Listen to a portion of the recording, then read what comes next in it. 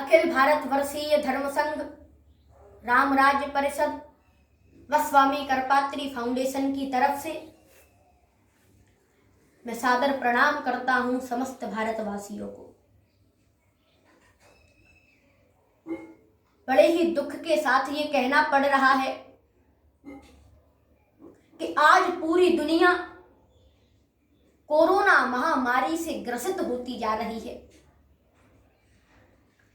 लेकिन इसका ये मतलब नहीं है कि कोरोना महामारी के बहाने से महाराष्ट्र में संतों की बेरहमी से हत्या कर दें और प्रशासन के लोग खड़े खड़े तमाशा देखते रहे।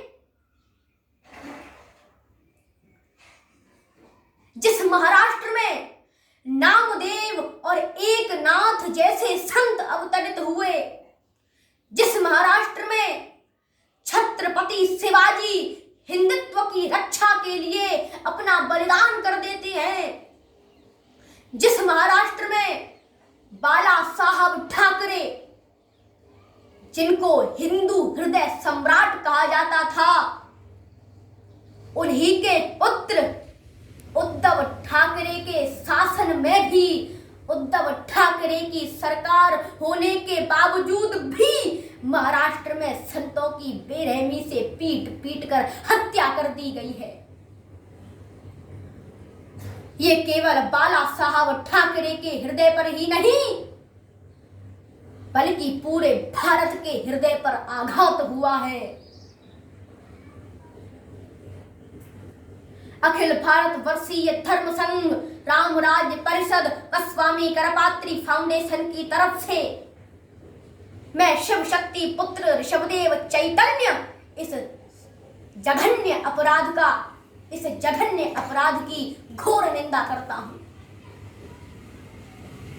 और स्मरण कराता हूं सन 1966 का। उस समय जिसकी भी सत्ता रही हो, जिसकी भी सरकार रही हो, लेकिन उस सरकार ने गौओं पर, साधु संतों पर अत्याचार किया था। तो मेरे परदादा गुरु पूज्यपाद धर्म सम्राट ब्रह्मलीन स्वामी श्री करपात्री जी महाराज ने उस सरकार को चेतावनी दी और आज उस सरकार की दुर्दशा पूरा भारत अपनी आंखों से स्वयं देख रहा है। पूज्यपाद धर्म सम्राट स्वामी श्री करपात्री जी महाराज के चरणों का चिंतन करता हुआ आज मैं भी महाराष्ट्र सरकार को चेतावनी दे रहा हूं कि जिन राक्षसों ने, जिन अत्याचारियों ने, जिन कायरों ने संतों की बेरहमी से पीट पीट कर हत्या की है, उन पर सख्त से सख्त कार्रवाई करके फांसी के फंदे पर लटकाया जाए। यही उन दिवंगत साधु संत, उन दिवंगत संत जनों की आत्म शांति हेतु पिंडदान और तर्पण है। यदि ऐसा नहीं हुआ तो संतों के प्रकोप की ज्वाला से हमेशा हमेशा के लिए जलना पड़ेगा, जीवन भर के लिए जलना पड़ेगा। साधु अवज्ञा कर फल ऐसा, जरहि नगर अनाथ कर जैसा। रावण के शासन काल में भी एक हनुमान जैसे संत का अपमान हुआ तो उसका क्या परिणाम हुआ? उसका परिणाम सोने की लंका अनाथों की तरह जलकर राख हो गई, भस्म हो गई। जरहि नगर अनाथ कर जैसा, अनाथों की तरह जल गई वो लंका।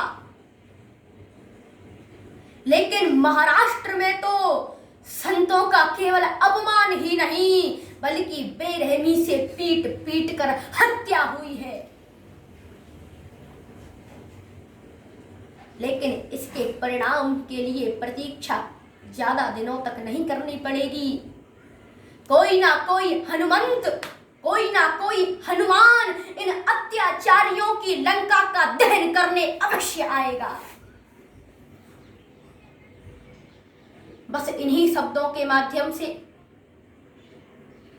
मैं गुरुदेव का लाडला शिव शक्ति पुत्र ऋषभदेव चैतन्य महाराष्ट्र की भूमि से शिवलोक पधारे हुए संत जनों की आत्म शांति हेतु बाक श्रद्धांजलि समर्पित करता हूं।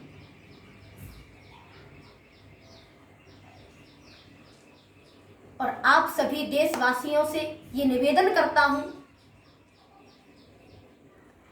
कि इस कोरोना महामारी के चलते आप अपना बचाव खुद करें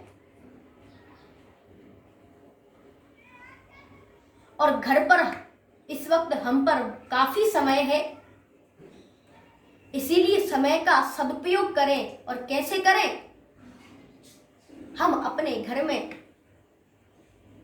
भगवत आराधन करें, भगवान की आराधना करें और धार्मिक ग्रंथों को पढ़ें, उनका अध्ययन करें।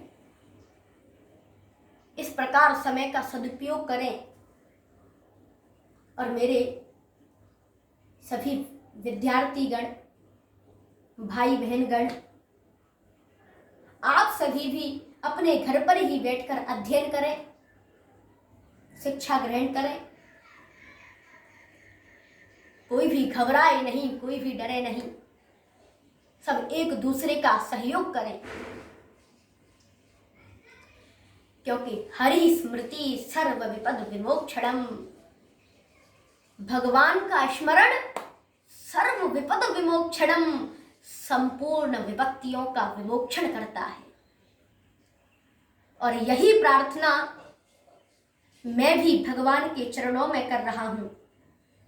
सर्वे भवन्तु सुखिनः, सर्वे सन्तु निरामयाः, सर्वे भद्राणि पश्यन्तु, मा कश्चित् दुःख भाग भवेत्। धर्म की जय हो, अधर्म का नाश हो, प्राणियों में सद्भाव हो, विश्व का कल्याण हो, गो माता की जय हो, गो हत्या बंद हो, भारत अखंड हो, मंदिरों की मर्यादा सुरक्षित रहे, शासन विधान शास्त्रीय हो, धार्मिक बिल रद्द हो, सत्य सनातन धर्म की जय हो, आद्य गुरु शंकराचार्य भगवान की जय हो, पूज्यपाद धर्म सम्राट स्वामी श्री करपात्री जी महाराज की जय हो, पूज्यपाद यज्ञ सम्राट वीरव्रती श्री प्रबल जी महाराज की जय हो, विद्वत चक्र चूड़ा मणि वीतराग शिरोमणि तपोनिष्ठ धर्मोत्थारक श्री सद्गुरुदेव भगवान की जय हो, पूज्य श्री गुण प्रकाश चैतन्य जी महाराज की जय हो, संत समाज की जय हो, भक्त समाज की जय हो। हर हर महादेव।